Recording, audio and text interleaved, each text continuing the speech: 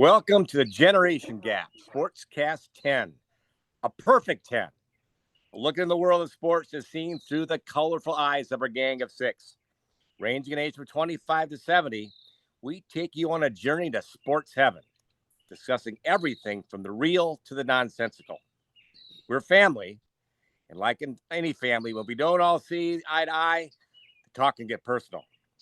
So here we go with Sportscast 10, uncorked, unvarnished, unrestrained, unrepentant, unseemly, and utterly unlike anything you've ever seen before. Let's meet the family. From oldest to youngest, we've got Bob, yours truly, John, Charlie, Bobby, Benny, and our resident youngster, Nick.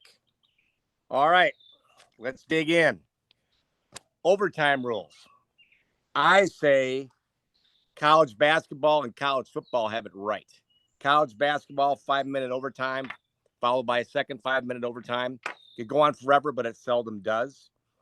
I love college football, the way it's set up. Each team gets the ball placed at the other team's 25, and they're given enough chances to score, and forces teams to actually go for 2 points if required. It's exciting, gripping, and it works, as opposed to, say, the NFL's overtime rules. Charlie, what do you say? I agree about college football and college basketball. I also agree NFL could be better. I think I prefer what they do in college football, but I would say the NFL has improved, right? And it used to be an enormous advantage to win the toss. And they've evened it out a little bit by forcing the first team to score a touchdown to win the game. So that's better, but it still gives, I would say, an advantage to the team winning the toss. I look at golf. Golf is still figuring it out. Most professional golf tournaments go immediately into a sudden death where it could last one hole, which seems awfully short after playing 72. But not all the tournaments are the same. The U.S. Open historically would play a full 18 holes on the following Monday, which seemed a little excessive. But I believe they've now changed to a shorter format of 4 holes like they do in the PGA and British Open. So I think the 4 holes feels about right when it comes to golf. Soccer, I don't know. The shootout's exciting. And, of course, it usually follows a couple overtime periods. But I know an interesting idea that I've seen floated would instead have teams maybe in each successive overtime period having to pull one player off the field. So, or maybe even more, just to kind of free up the game a little bit and create more scoring opportunities. So I think it's kind of a balancing act. You want it to be fair, but you want it to be reasonably quick. And I think by and large, sports have been moving in the right direction. All right. Bobby, you usually have a pretty good perspective on things like this. What's your call? Yeah, so I think it does vary a little bit by the sport. I'll start off with hockey. And, regular season, the rules for overtime have changed over the years. They used to have ties. Then they switched, to, like a 4-on-4 overtime with a shootout. Now it's gone to 3-on-3 overtime and then a shootout. So that's made the regular season really exciting. The playoffs, they have not messed with perfection. It's just continuous overtime as it should be. The only thing better than playoff overtime hockey is playoff double overtime hockey. The only thing better than playoff double overtime hockey is playoff triple overtime hockey, et cetera, et cetera. The further it gets, the better it gets. So if they ever mess with that, I'm going to lose it. But in Olympic hockey, it's a little bit different. They'll have an overtime, but then they will actually go to a shootout, which traditionally has created some real exciting moments. And so I'm okay with that. I harken back to the 98 Olympics when Czech Republic was playing Canada in the semifinal. Canada, obviously huge favorites. The Czech goalie Dominik Hasek stopped all 5 Canadian shooters in the shootout to lead the Czech Republic on a Cinderella run, and they beat Russia in the gold medal in one of the biggest probably the biggest, victory in Czech sports history. So there have been real good moments in Olympic hockey, and then the NHL is doing it right as well. I'm on board as also with college overtime in football being better than the NFL, especially with the continued rule changes that make it easier for offense. It's just such an advantage to be able to have the ball first, because it's just much easier to score a touchdown than it used to be. One thing I think could be interesting, at least in the regular season, maybe, especially with the number of injuries we have going on, if you don't want to have as many long overtimes potentially, what if you did kind of part of what college does now, when if it gets to a certain number of overtimes, they basically have a shootout where it's just each team attempts a 2-point conversion, and you keep going until one team doesn't do it. Maybe in the NFL regular season, you just go straight to that, because they've had so many injuries. And with expanding to 17 games, I think that could be a way to end some of those games a little bit faster, and I think it would be really exciting.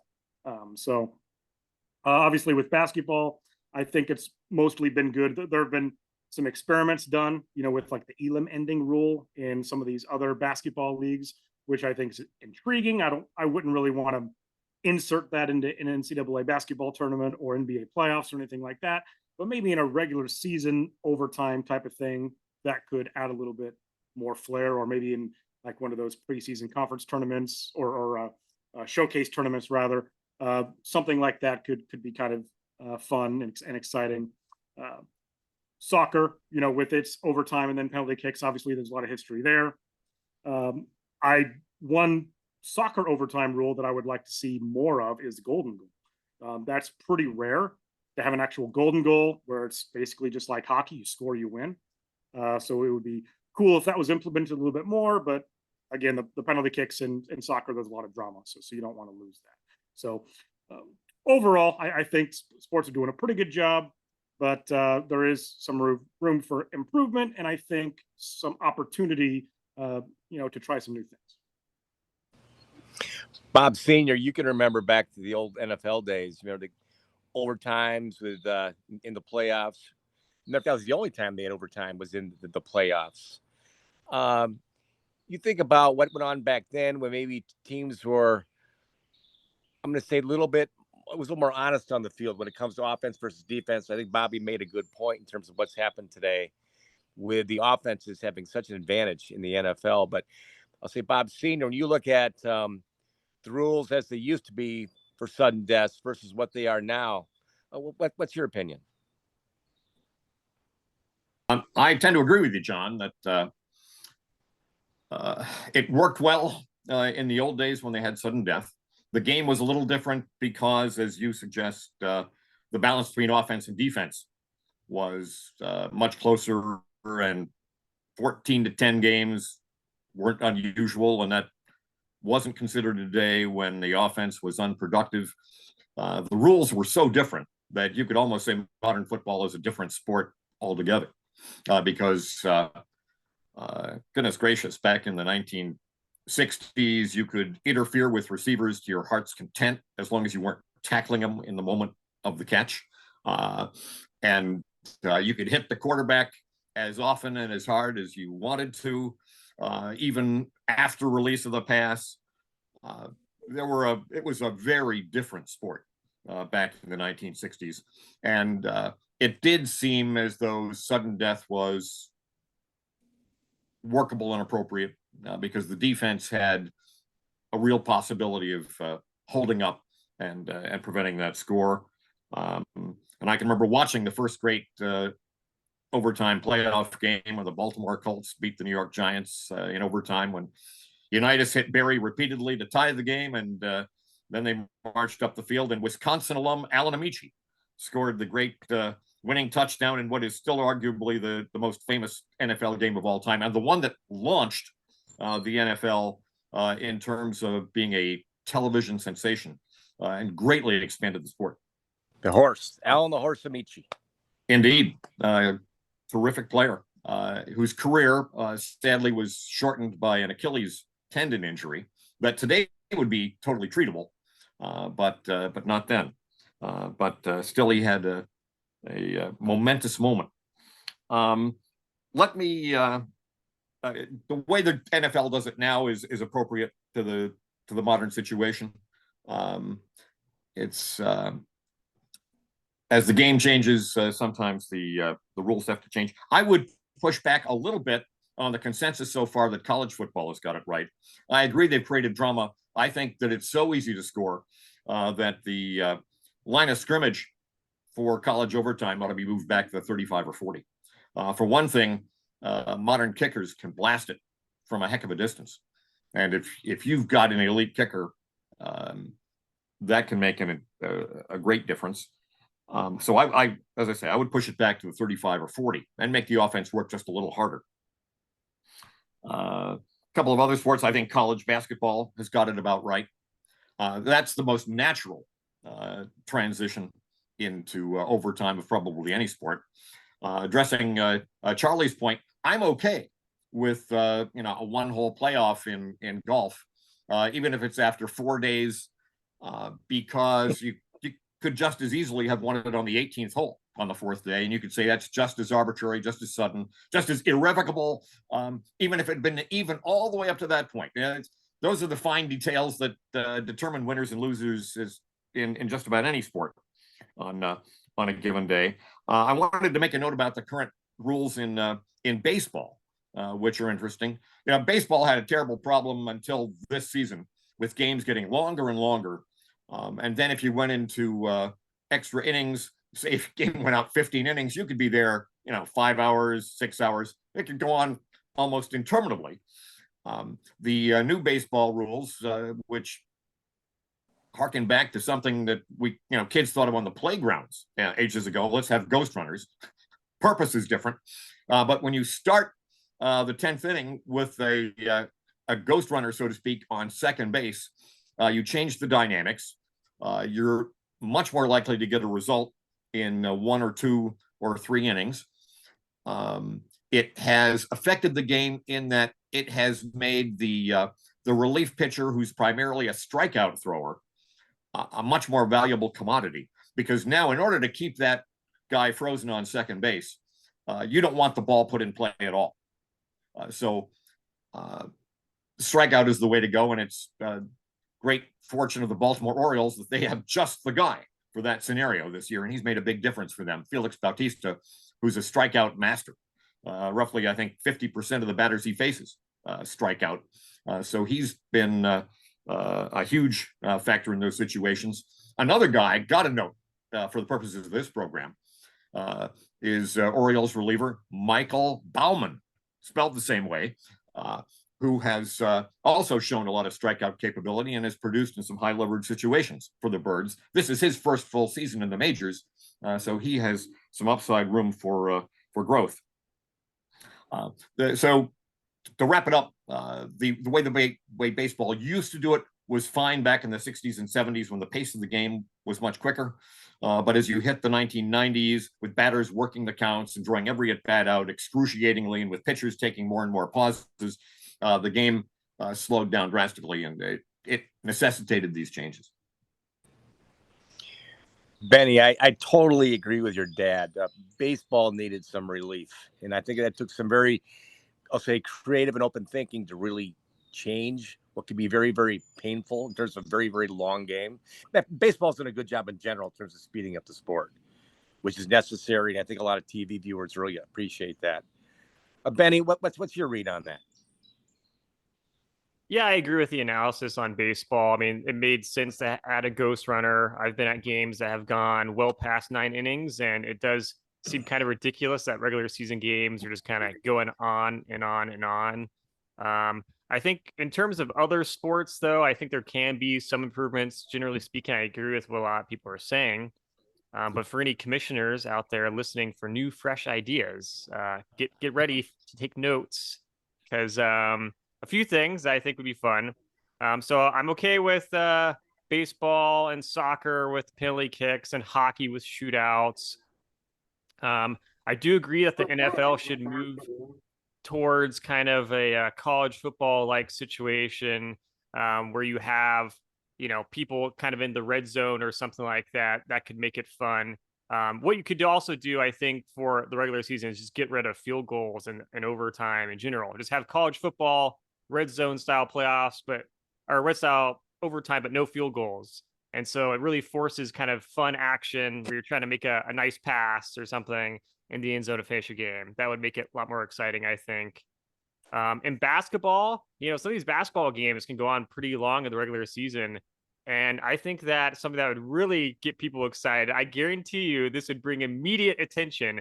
Let's, instead of having an overtime, let's have one-on-one to finish the game between the best player of each team. First to 10 wins. And I guarantee you everyone would be watching that game immediately. So we should do that. I think that'd be really exciting. If you don't want to put too much pressure on people being one-on-one, you could do instead kind of like penalty kicks where you have alternating players, but have alternating one-on-one matchups. And, first to score from that matchup, would get a point for their team. And you could do it 5 times for all the starters go against each other. So who wouldn't enjoy seeing that type of excitement to finish an NBA game? That would be really fun. Charlie brought up a really interesting thing about golf and overtime in golf. And I've thought deeply about this, being such a long golf fan, and just thinking about how can I preserve the integrity of the game and just the passion there. So I would like to point out that I think that people should, to break an overtime in golf, let's get off the normal golf course. Let's go a little bit Happy Gilmore style and go putt-putt golf style to finish this overtime. I guarantee you, once again, people are going to watch. If it's all about money and eyeballs, as Saudi Arabia has proven in many ways, then let's get putt-putt going. And, all of a sudden, those people in the putt-putt beer leagues will think you know what? I could have been a golfer. And that's what you want. You want people to think that they're involved and connected. So just my thoughts for the regular season. For playoffs, all pretty much the same. I think everything is fine. I do think Bobby had a good idea with bringing back golden goal for soccer. I like the idea of people kind of suffering at the end of a game in playoffs, and seeing people eating bananas on the bench or snack bars like kids, trying to refuel for the third straight overtime. That's just kind of fun. It just adds to the glory of the occasion. So making people really put it all out there on the field or whatever, I think is really fun. So Can you imagine an overtime playoff in the Masters, and you have to putt through a windmill to win the green jacket? Can you imagine the drama? I can't imagine that.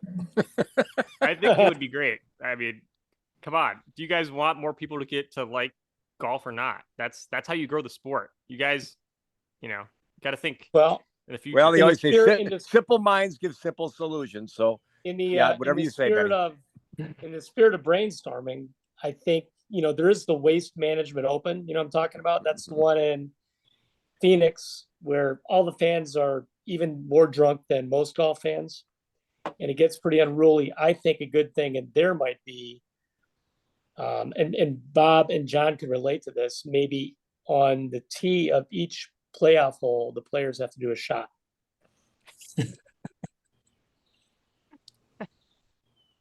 What are you talking about, Charlie? I'm very confused.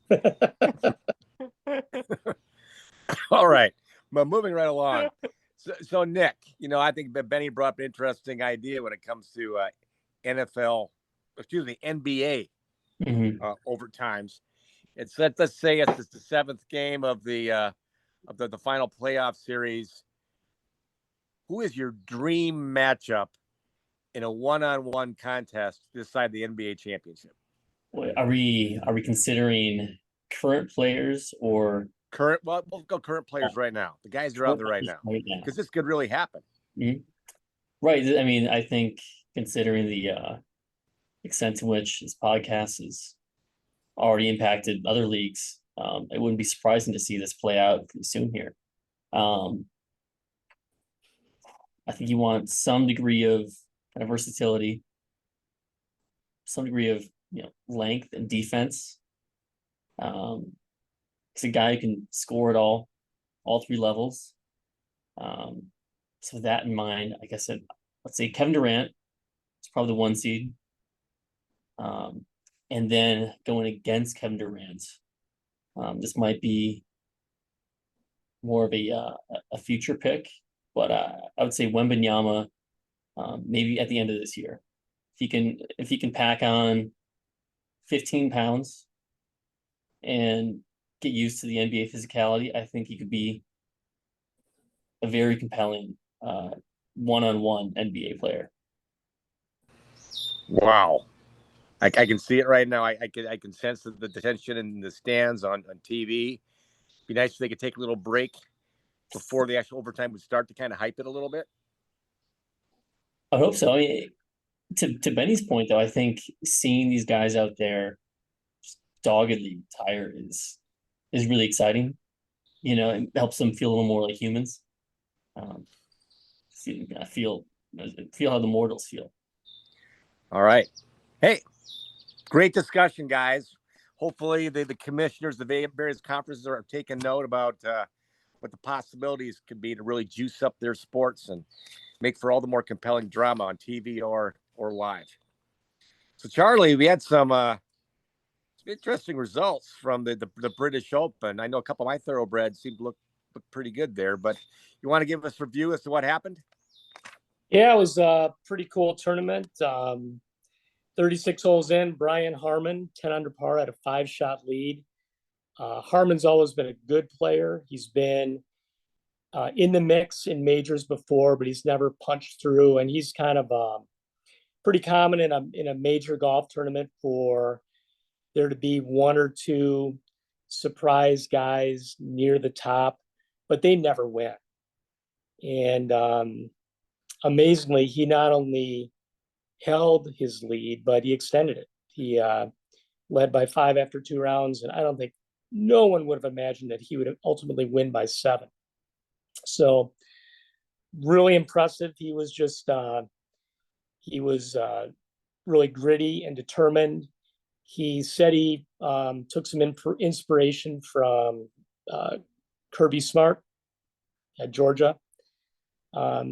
He just said, even though I was in the lead, he said I needed to continue to think of myself as the hunter instead of the hunted. So he just stayed aggressive, and that paid off for him. So surprising and pretty cool at the same time. So in terms of our predictions, everybody's player did reasonably well. John, your player, you had Rahm, he did the best. He was tied for second. A couple of you guys picked McIlroy. Bob and Bobby both had him. He finished tied for 6th. Nick, you had Hovland. He stumbled a bit the last day, but he still was tied for 13th at 3 under. And then, boy, this is ironic. We're going to have to go to a tiebreaker because I had Ricky Fowler he finished 23rd at even par, tied for 23rd. And Ben had Scotty Scheffler, who also finished tied for 23rd. Now, we know it's important for us to know who came in last in these things, because that person will receive the future punishment. And the commissioner of our podcast predictions determined that the best way to tie break in this sort of situation is to give the nod to the person who went on the limb, made the bold prediction by choosing the lower ranked player. So Ben, he chose Scotty Scheffler, who's ranked number 1 in the world. I think we need to have a I veto chose Ricky measure Fowler, here. who was ranked number 26. So we go with the bold prediction as the tiebreaker, and that puts Ben in last.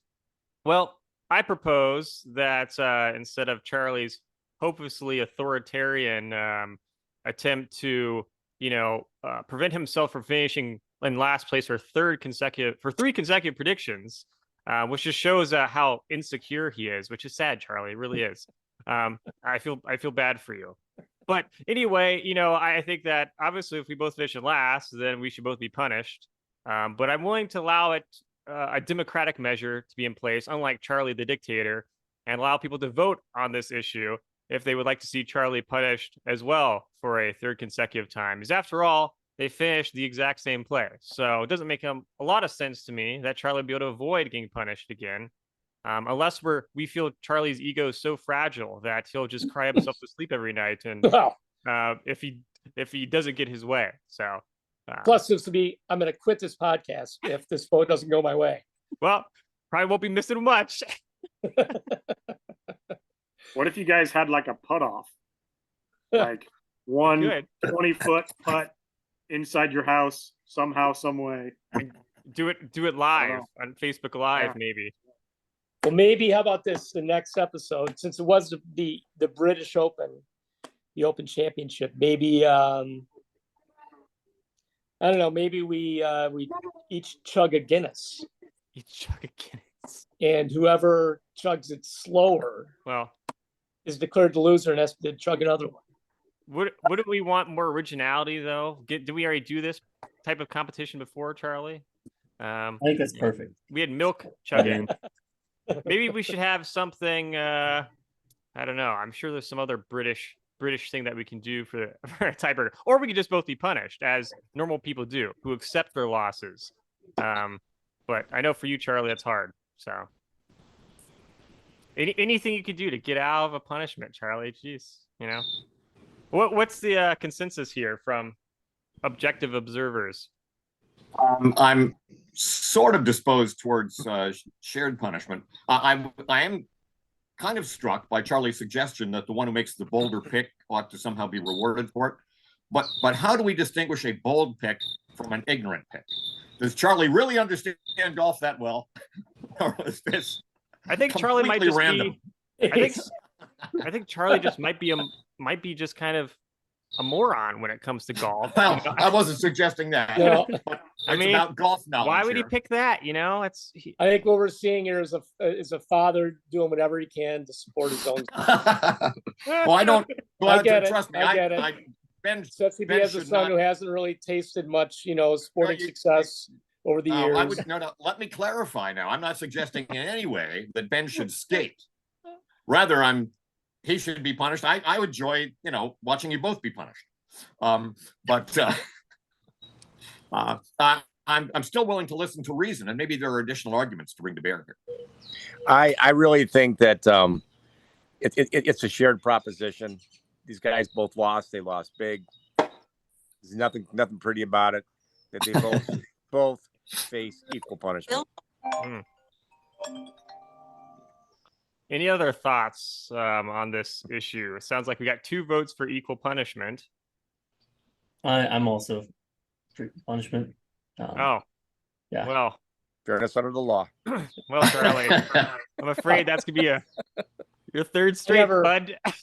I never realized this was a democracy that we had going here in our podcast. Yeah. Nobody Perhaps- said that up front. Perhaps the pain could be mitigated if we said each of you only has to do half the originally proposed acreage in terms of grass plot. Well, that was for Wimbledon, so we have to have a new punishment for this one. Oh, that's right. Okay. Yeah. We're not just going to do grass every time. No. I'm afraid not, because that'd be bad for the environment, Charlie. Come on. Nobody. Unless you're cutting up John's yard, but that'd be different.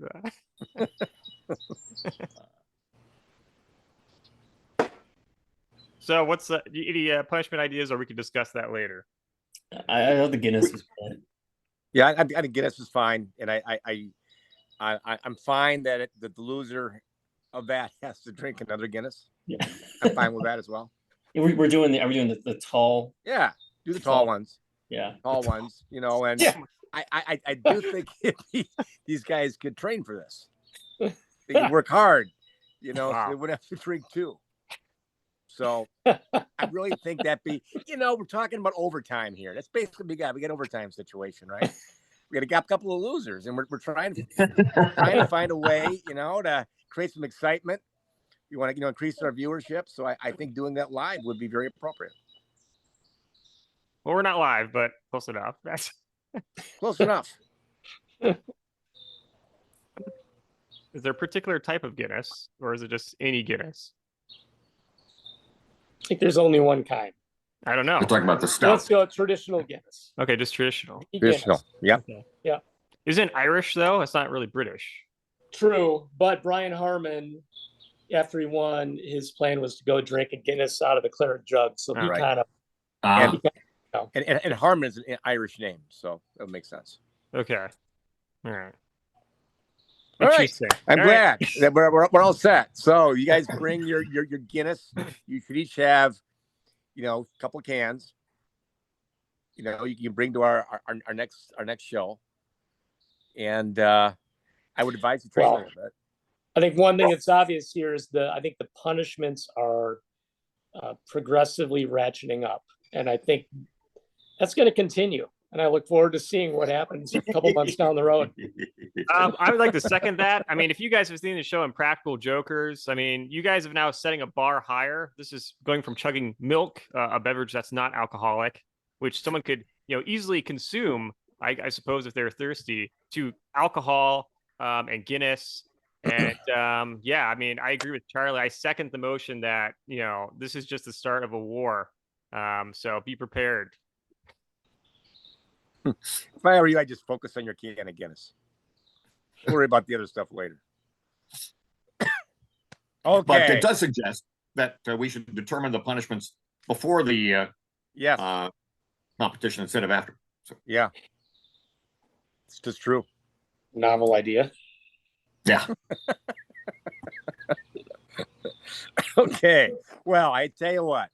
Speaking of drinking here, I know I'm sure the weather's different everywhere we are tonight. I'm sure it's beautiful outside, so I'm drinking accordingly. Charlie, you want to run us through the menu of who's drinking what? Yeah, let's make it quick. Let's do a toast, and then we'll go clockwise from me, and you get 5 seconds to describe what you got. Everybody, hoist. Okay. And my 5 seconds, I'm going with the THC laced beverage of some sort. 3 milligrams THC. Green canvas. Is that what you drank last time? I did it a few shows ago when I wanted to chalk up another non-alcoholic day toward my goal of 100 for the year. At a weekend where I didn't make any progress, so I need one today. All right. Clockwise, Ben. Assuming you guys see the same thing I see. Maybe you I don't. don't think it's the same. All right. It's different for everybody. But I'll go next. It's okay. So yes, thank you, Charlie, for the introduction. Today I'm drinking a kind of exotic drink. I'm not sure if anyone's ever heard of this one.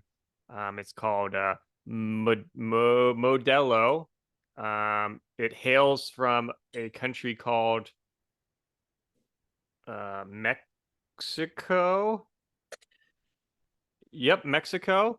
Never heard of it. I don't know what that is. But it's been imported from in Chicago, I guess, that way. So up into the country. Anyways, yeah, it's a pretty good light beer. Pretty like Corona, another Mexican beverage. And yeah, I would recommend it. So okay, Bobby, you're next on my screen. V6 IPA, Wichita Brewing Company. John? Well, we just talked about Mexico, and I'm going to say south of the border inspired drinks. Got a can of Topo Chico. This is sort of the ultimate lime, or excuse me, light lime margarita drink. It's actually kind of refreshing. I would say it doesn't taste like it's not alcohol, but it's close. If you just want sort of a flavored water, a little tequila juice in it, a little lime, it's actually pretty tasty, pretty refreshing. Cool. How about you, Nick? Got a bit of a concoction here tonight. One part Budweiser Zero, one part Kava. So if you don't know what Kava is a herbal supplement out of the Polynesian Islands. Say it provides more of a float than a buzz. So that's pretty cool. So this is a Cavarita flavor. Kind of tastes like an Arnold Palmer with some carbonation. So very refreshing, very relaxing. Would recommend. Are you experiencing the float? Yeah, I'm sorry. I think I'm starting to float. So Great. I'm sensing a future punishment, but go ahead, Bob. All right, my beverage of the week is Salt City Amber from what is known as the Salt City, otherwise known as Hutchinson, Kansas, which is a small city in central Kansas that, among other things, is home to a major salt mine. And they even have a major salt mine tour and museum down there that I enjoyed on a recent visit to Hutchinson. It's also, by the way, home to Hutchinson Community College, which is an athletics factory. Put that in perspective, 34 of their recent graduates have signed to play football at four-year schools, and they had 5 alumni picked in the most recent NFL draft, which is more than an awful lot of Division I colleges can claim. So anyway, there we are, Salt City Amber. And Hutchinson is also the home of the Prairie Dunes Golf Course, which hosted the U.S. Women's Open. That I did not discover while I was there. Yep. Quite a golf course. I played there one time. Okay, everyone. Well, thinking about Wimbledon then, since no one decided, everyone wanted to forget it, I guess, especially people who finished in last. Charlie. So looking at this, it was kind of an interesting competition for people. Pull up the stat sheet here to get the exact situation that went down. The exact names That too. of the winner. I'll save you some time, Benny. I picked the winner. Nobody else did. Yeah. So. Bobby picked Alcaraz to win over Djokovic, which turned out to be spot on. So Bobby's the only person that got a point for that prediction. So everyone else went down. The last few predictions, the British Open and Wimbledon, everyone's stats went down except for Bobby's. At least his went down less because you got Wimbledon correct. So no one picked Alcaraz other than Bobby. Almost everyone else had Novak, Djokovic. And the women's division, none of us were even close.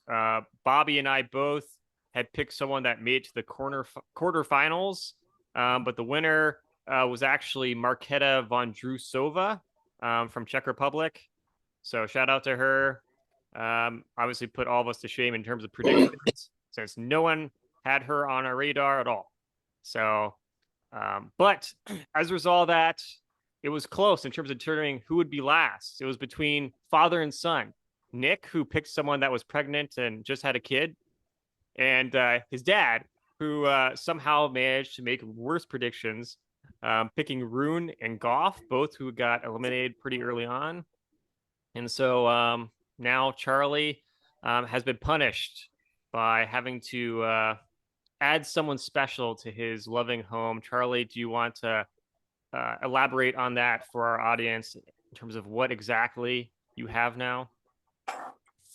Well, since we're all family, we should all be present for the conception.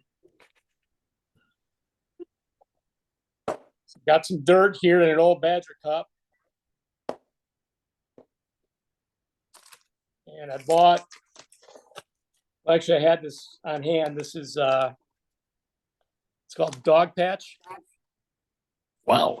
When our dog happens to urinate in the yard and it kills an area, this is what you fix it with. But given that we're all dog lovers, I thought this might be maybe the best way to conceive our new family member here. So I'm going to put some dog patch into the dirt. It's kind of cool stuff. It comes with its own mulch that looks like the nightcrawler bedding I had when I was a kid. And I'm going to stir it in a little bit. Get it mixed in with the dirt just a touch. Oops, just lost a couple seeds. Oh well, this thing won't make it. How does this moment feel for you, Charlie, compared to like when you had Nick, for example? Well, it's more interesting. I'm more predictable. Charlie, is that Kentucky bluegrass? Is that bentgrass? Is that fescue? What you got? I don't think the dog patch people are real precise about their turf grass. They're just looking to sell this, and yeah. Well, yeah, they don't even name it, which is concerning. Just gonna add a little water from my water bottle. Whoa. So there we go. You guys have been there. I think we need to name it. Are you planning to Given submit? now we're also democratic and everything now, maybe we need to talk about this as a group. This is our newest. We're gonna determine right now. This is a male family member, so it is a permanent future member of this podcast. Why would you assume that? Because it is. That's what it's gonna be. Who was your pick? I guess on the men's side. Rune. Or- This could be Rooney. It was Rude. Rooney. Ruud. Rude. Rude. Yeah. Okay, Rudy. This could be Rudy. There you go. Or it could be Coco. I picked Coco Goff. That's true. Coco could be a fun name for grass. I don't know. I'm fine with either. I think they're both great. They're both great. But yes, for I think we people should go with listening, yeah. Rudy. Let's go with Rudy. Rudy the grass. Okay, Yeah, so yes. I like Rudy, the sports theme. That makes sense. Yep. All right, so So- we're here. That was the punishment for Charlie. He had to get grass to take care of the rest of his life now. Yeah. Well, at least till the end of this podcast. Which will That's never when I end. quit. That's an unfair punishment. That's right. 3 straight. Soon to be 3 straight. Stay tuned for next time. Yeah. Before for more predictions. Yeah.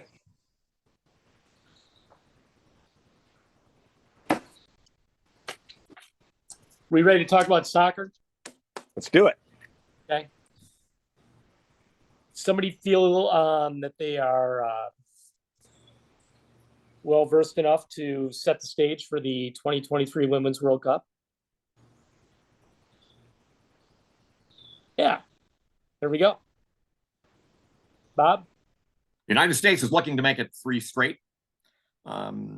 They are a strong favorite. That's reflected in the odds that have been posted for this event. But they're not a runaway favorite. There's been a bit of a changing of the guard. There are still some veterans around like Alex Morgan and Megan Rapinoe, but a lot of young players. The United States, of course, has already played a game, and depending on how you look at it, it was a big success or not. They beat Vietnam 3-0. They outshot their opponent 26-0. That's 26 shots on goal to 0. It doesn't really tell us much of anything. There were a lot of folks wondering why the U.S. only scored 3. Vietnam, knowing that they were overmatched, threw everything into playing defense. They just basically put up a wall in front of their goal and played defense the entire game, and managed to hold the U.S. to 3 goals. This points up one of the issues in the field overall. You have maybe 8 teams that could realistically talk about the possibility of winning, and you have 8 teams down at the bottom. In fact, you've got 8 teams that are in the tournament for the first time ever, who have almost no realistic chance. Then you've got 16 teams in the middle in this field of 32. The United States has a bigger challenge tonight against the Netherlands, who are in the same group but ranked 9th in world rankings. So 1 against 9 is not as outrageous as 1 against 50 or whatever it was in the case of Vietnam. There was a surprise, almost. England only beat Haiti 1-0. So that score was a big surprise and has the supporters of the English team just a little bit concerned. England is one of many teams that is missing some top players due to injury, which is kind of a subject along the side. But the statistics show that the number of ACL injuries in high-level women's soccer is really high, much higher than in the men's game, and this may turn out to be an issue in the long run. It's a genuine problem. So anyway, the list of favorites would also include France, Germany, Italy could be in there, Australia maybe. So we'll see what happens. It's pretty predictable who's going to survive group play and who will be eliminated.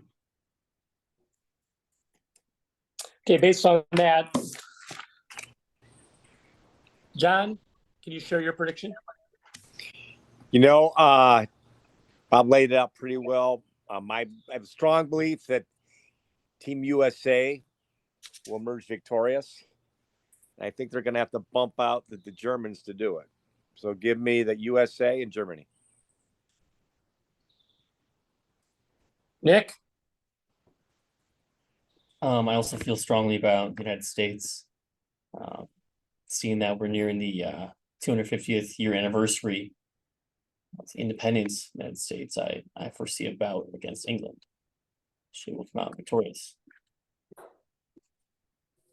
Good connection. Bob? USA versus France, USA coming out on top. Okay. And Ben, what do you think? Actually echoing John's pick. I also think USA will win over Germany and get the three-peat. Okay. Benny and I could actually have a showdown here, couldn't we? If we tie. It's better determine a tiebreaker. I like it. Yeah, that's right. Could be another event.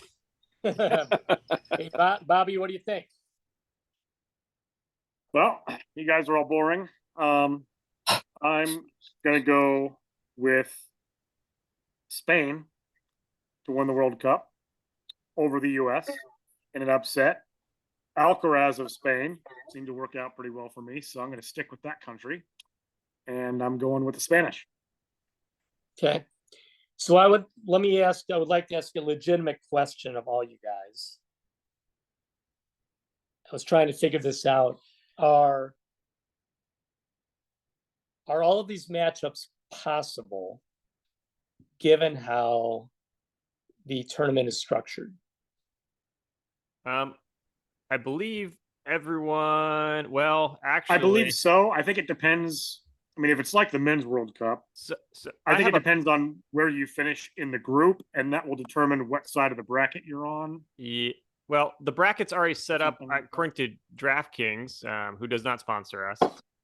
But I see a bracket already online. Apparently, Spain's actually in the same section of the bracket as US. So, Bobby, you can't have actually Spain. So no matter what, so even if so that's just the way it is. Yeah, Germany and England Nice try, though. are on the I'll opposite change my side. mind. So it'd be Spain versus who in the final? Yeah. No, it's too late though. No. Nick didn't get a do-over because Naomi Osaka didn't play. That's true. We didn't look that up. That's part of the. Actually, it doesn't matter because Spain is that. going to win, and I'm the only one who picked Spain. So All right, well, I'm not even worried about it. So as far as we know, the other matchups are possible. Yeah, England and Germany are. I don't know what anyone else picked. If anyone picked any other country in the final, but Okay, well, I'm going to go with. I'm going with USA and England. Then I think the You asshole. battle for our independence is good. That's my pick. Yeah, you're right. You should feel honored. Well, there we go. I feel like I'm gonna be dragged down, given your it's your 3-peat. yeah, his history is not good, so that's probably a bad omen for your pick, Nick. Yeah. Maybe we should have a rule where you can change your pick if somebody else copies it. Well, you better change it now then, if we're gonna do that. I still think it's the best pick. So. Okay. All right, cool. We are father-son, you know. So just to be clear, Charlie, you did pick the USA to win that? Yes, I did. Yeah. Thought you might have flipped it and gone with England. So. Nope. All right. That's it for our predictions this evening, John. All right. So, Bob, typically you find something obscure out there in the world that provides compelling drama that no one knows about. What do you got? Well, one thing just concluded, one upcoming at the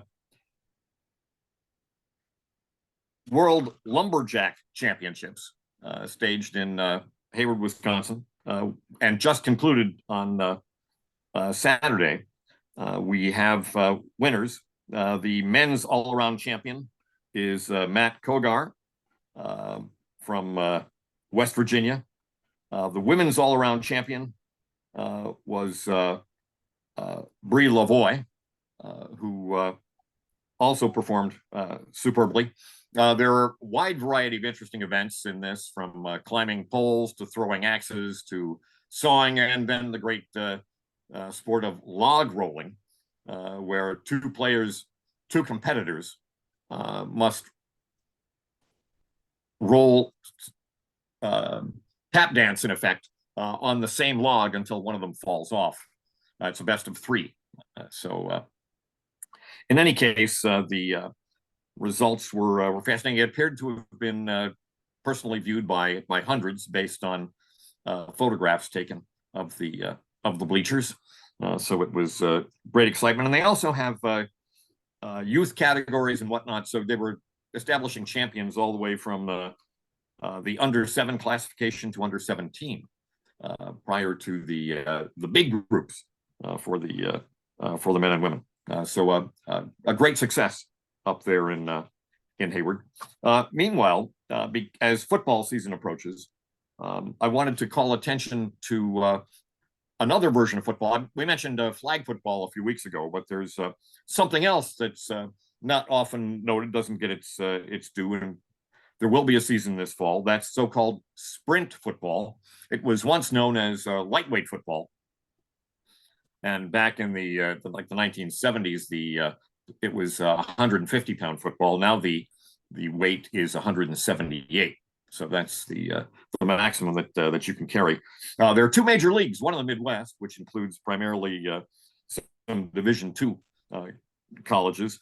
The league in the East, the CSFL, includes some schools people have heard of: Navy, Army, Cornell, University of Pennsylvania, Alderson Broaddus, and a few others. Navy has been the national champion back-to-back, and has a rich history in the field of 72 sprint football championships concluded over the years. 39 have gone to the U.S. Naval Academy, which has a spectacular record of dominance. Army is second. In fact, between the two service academies, they have won all but 8 of the prior national championships. The field has thinned. The number of schools, the names of the schools that have participated over the years have varied. There used to be more Ivy League schools than there currently are. But in any case, lightweight football, big season coming up this fall. All right. Exciting. Can't wait to learn more. All right. So it's wind down time. Everybody usually has one sports item they just want to point out that was kind of interest for the last couple of weeks. Nick, do you want to kick us off? Sure. We've been talking a lot about Saudi Arabia's, I guess, insertion into, more popular sports. Live Tour, soccer. Little tidbit came out today that Mbappe was offered $775 million to play the Saudi Arabian League. That is a per year figure. Currently, for context, Steph Curry is the highest paid American NBA player at $48 million a year. So the scale at which the Saudis are willing to, I guess, pay for players is getting increasingly drastic. Okay. Benny, what you got?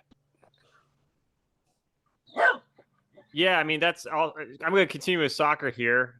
It's kind of interesting. Yeah, Nick pointed that out. I heard Mbappe actually is going to decline that offer. Apparently, he doesn't have much interest. So, kind of following in Messi's footsteps in that regard.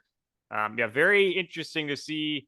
But they have gotten a lot of really good players over to Saudi Arabia because of just these insane sums of money they're willing to throw at people. So, well, it's kind of a competition to see like how that will play out over time. A lot of people have pointed out that the Chinese Super League used to do that before, but eventually it did not work, and they just gave up on it. So whether that's going to be a long-term thing or not, we will see.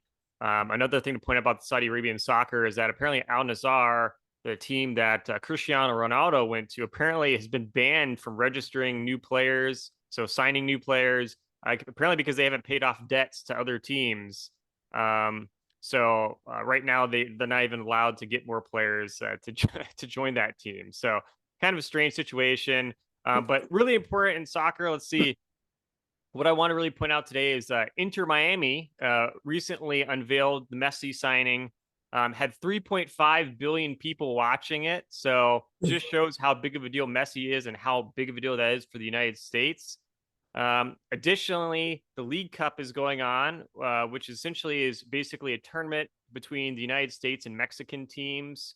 So Messi's in this tournament. He played his first game against Cruz Azul from the Mexican League, and it garnered 12.5 million people watching the game, and Messi scored the game winner off a free kick to send Inter Miami, kind of a Hollywood type debut on his behalf. So Messi's already looking really good with Inter Miami. In fact, I have a Messi jersey on today with Inter Miami to celebrate that fact and his impact on American soccer. Got it. Shout out to my local mall, which is sold me a Messi jersey before they were even allowed to actually be sold.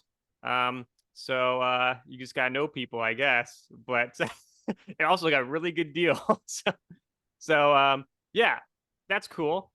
Shout out to Castleton Square. If anyone wants to check out Messi jerseys. But yeah, so Lionel Messi is taking over American soccer. And yeah, something to keep looking forward to. He's going to play again tomorrow night and another group stage match. And yeah, we'll see where it goes. So kind of like Oscar Mayer taking over Nathan's Hot Dogs. Pretty exciting. All right. In sequential order, let's go to Bobby. Yes, a couple quick things. There was another NFL player who was announced today, a defensive lineman for the Denver Broncos, who's been suspended for all of this next season for betting on NFL games. There have been a slew of players this offseason who have been caught and punished because of that. I feel like this is something that's only going to grow. It's just so easy to bet on sports now. You can just do it on your phone. I'm worried this is going to become and may already be a much bigger problem than we know about. So it'll be interesting to see how all that unfolds going forward. One other interesting thing, the basketball tournament is currently happening, which is basically an invitational basketball tournament with like $1 million prize. It usually consists of like college alumni teams and things like that. Over the weekend, there was a big rivalry matchup. The University of Kansas alumni, nicknamed Mass Street, took down the Missouri alumni in a close game in the basketball tournament. There were a lot of fans there, and it really had that college atmosphere. So it was pretty cool to see some former KU and Missouri players renewing that rivalry. Great. Charlie. The Waubesa Surf and Turf Challenge took place almost 2 weeks ago, as we previewed on last podcast. There were 26 teams. The winning team shot a net 58 in the 3-man golf scramble. They backed that up by catching 80 inches of legal-sized game fish in the afternoon. which converted ultimately into a combined golf and fishing score of 50. John and I participated as well. Our team finished 9th out of 26. Our fishing was highlighted by a 29-inch northern pike. And then finishing 14th out of the 2016 field was a team that Nick was on. They had a decent golf score, but uncharacteristically did not catch a fish. So they were their performance was disappointing to say the least. A lot of finger pointing outside that boat right now. It's kind of a shame. All right. And Bob, you get the last word. Anyway, it appears, based on what I heard in the news and read today, that Northwestern University is starting to look at a stack of lawsuits. And the well-known attorney Ben Crump has taken on some, including for a former quarterback at Northwestern. And it looks as though Northwestern is going to be saddled with a lawsuit cascade, kind of a la Michigan State and Ohio State. So it's going to be problematic. You know, you hope it ends at Northwestern, because you don't know where else this has been going on. And these types of lawsuits at Northwestern could encourage suits everywhere. Could really change the college sports landscape, which would be a shame. Yeah. If memory serves, Harvard relieved a coach about a year ago, I think, of the women's field hockey team. Yeah. For some such stuff. Maybe not as severe, but right. I would just have to imagine them. A lot of sports, maybe even most sports at most levels, have some form of hazing. Hopefully not to the degree that Northwestern's had, but it would not surprise me one bit. No. It's football culture. It's sports culture. Yeah, exactly. Okay. We're going to wrap it up. That was Sportscast number 10. You'll be getting direction soon in terms of where you can see a tape replay of this wonderful broadcast. Thanks for participating, everyone. Have a great night.